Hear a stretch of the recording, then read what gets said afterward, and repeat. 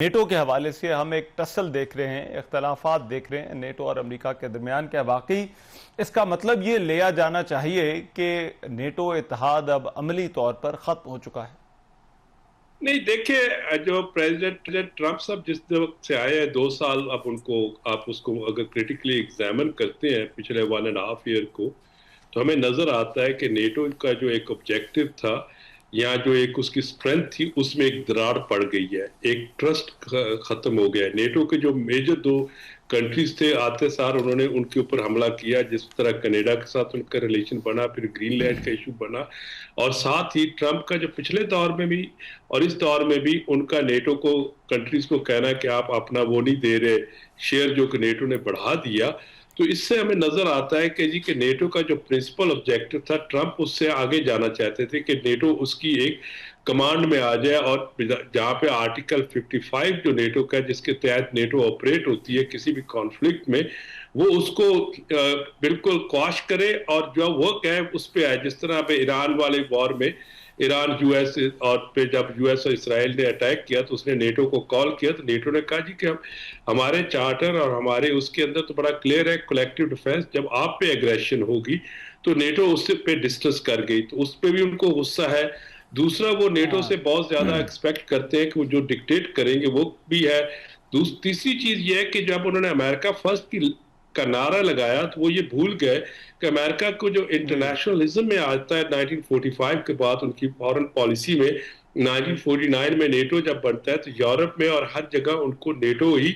آگے پروپیل کرتی تھی ان کے امیج کو یا ان کو، تو وہ ساری چیزیں ان کی اس کیلکولیشن میں نہیں آئی۔ اس لحاظ سے آپ کو نظر آتا ہے کہ نیٹو کا جو ایک اوریجنل الائنس تھا، اس پہ اب نہ تو یورپین کا ٹرسٹ رہا ہے نہ امریکنز کا رہا ہے۔ اب یہ دیکھنا یہ ہے کہ ٹرمپ کے ایرا تک رہے گا یا اس کو مزید ری انویگوریٹ کیا جائے گا آفٹر ٹرمپ۔ تو اس وقت کرنٹ سچویشن میں آپ کو نظر آتا ہے کہ نیٹو ایک اپنے کرائسس میں جا چکا ہے، جو کہ اس کو 1990 میں جانا چاہیے تھا۔ After the end of the cold war crisis اب دیکھ رہا ہے۔ رائٹ، لیکن جسپال صاحب ہم نے اس سے پہلے دیکھا کہ ایران کے حوالے سے خاص طور پر یہ جو ممالک تھے جس کو ہم ویسٹ کہتے ہیں، جس میں نیٹو ممالک میں شامل ہے، ان کا موقف تو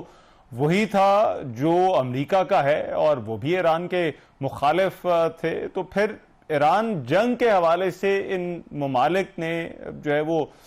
کیوں امریکہ کا ساتھ نہیں دیا؟ دیکھیں، آپ کو معلوم ہوگا کہ جب 9/11 ہوا تو امریکہ نے اس کو پریزنٹ کیا، اپنی کانگریس سے اجازت لی، یونائٹڈ نیشن نے ان کو سپورٹ کیا، تو نیٹو کنٹریز آٹومیٹکلی اس وار میں شامل ہو گئی، اور نیٹو ٹروپس ہمیشہ پورے جب تک وڈرال نہیں ہوا اس وقت تک رہے۔ عراق وار میں امریکہ نے یونائٹڈ نیشن سیکیورٹی کونسل کو بائی پاس کیا، مگر کچھ یورپین کنٹریز نے اس کو سپورٹ کیا۔ ایران کے نیوکلیئر پروگرام پہ یورپین کنٹریز ہمیشہ امریکن پالیسی کی اور سپورٹ کیا۔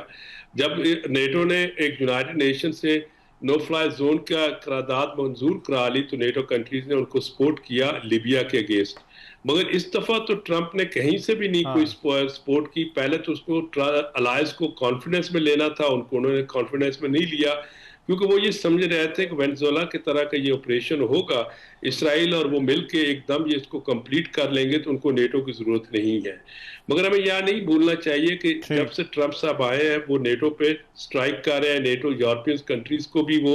ان کی بھی جو ایک سولیڈیرٹی ہے اس کو کویسچن کر رہے ہیں، تو نیٹو کے اندر ایک ڈیبیٹ شروع ہو گئی۔ اگر آپ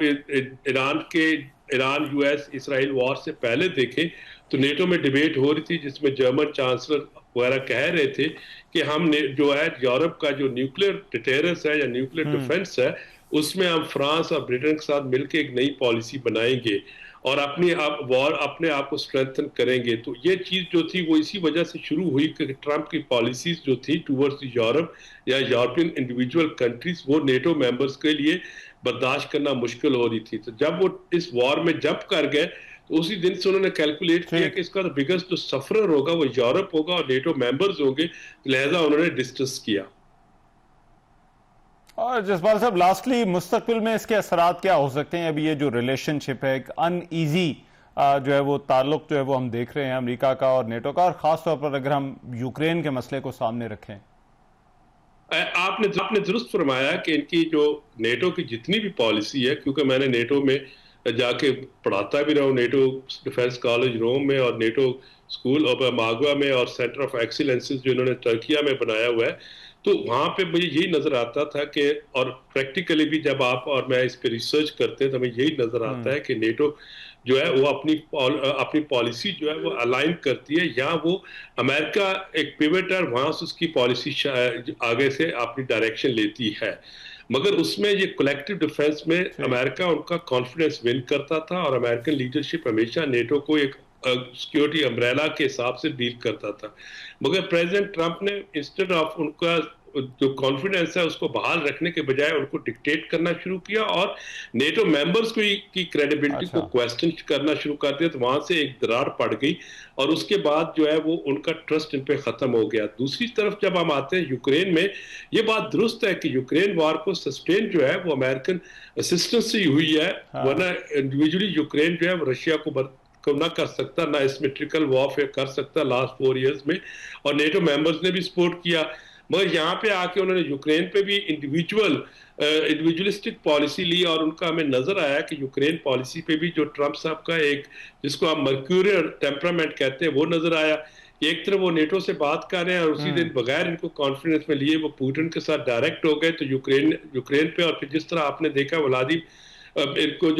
जो यूक्रेन के प्रेसिडेंट है उनकी जिस तरह ह्यूमिलेशन की इन्होंने ओवल ऑफिस में, तो उसके बाद यूरोपियन कंट्री सारी जो है वो उनकी लीडरशिप बहुत ही कंसर्न्ड हो गई, और एक इस टेम्परामेंट को देखते हुए वो बिल्कुल डिस्टेंस पे चले गए, और वो हमें डिस्टेंस ज्यादा विजिबल नजर आया जब उन्होंने बगैर किसी को कॉन्फिडेंस लिए हुए यूरोपियन कंट्रीज को या नेटो मेंबर्स को उन्होंने ईरान के साथ वॉर कर दी। और आज के दिन में अगर आप देखें तो सबसे बिगेस्ट सफरर जो है इस ब्लॉकेट का वो यूरोप है, और जिनको आप अमेरिकन अलायंस कहते हैं, अरब में ममालिक से भी, यूरोपियन ममालिक से भी, और साउथ ईस्ट एशिया में, और स्पेशली नेटो कंट्रीज, वो भी इसमें इस वक्त इकोनॉमिक मेल्टडाउन में जा रहे हैं। तो लिहाजा उनका जो ट्रस्ट है अमेरिका का to lead the NATO, to govern the NATO, वो शटर होता जा रहा है। नेटो के हवाले से हम एक टसल देख रहे हैं, इख्तलाफात देख रहे हैं नेटो और अमेरिका के दरमियान। क्या वाकई इसका मतलब ये लिया जाना चाहिए कि नेटो इत्तेहाद अब अमली तौर पर खत्म हो चुका है? नहीं, देखिए, जो प्रेसिडेंट ट्रंप साहब जिस वक्त से आए हैं 2 साल, आप उसको अगर क्रिटिकली एग्जामिन करते हैं पिछले 1.5 ईयर को, तो हमें नजर आता है कि नेटो का जो एक ऑब्जेक्टिव था, या जो एक उसकी स्ट्रेंथ थी, उसमें एक दरार पड़ गई है, एक ट्रस्ट खत्म हो गया है। नेटो के जो मेजर 2 कंट्रीज थे, आते सार उन्होंने उनके ऊपर हमला किया, जिस तरह कनाडा के साथ उनका रिलेशन बना, फिर ग्रीनलैंड का इशू बना, और साथ ही ट्रंप का जो पिछले दौर में भी और इस दौर में भी उनका नेटो को कंट्रीज को कहना कि आप अपना वो नहीं दे रहे,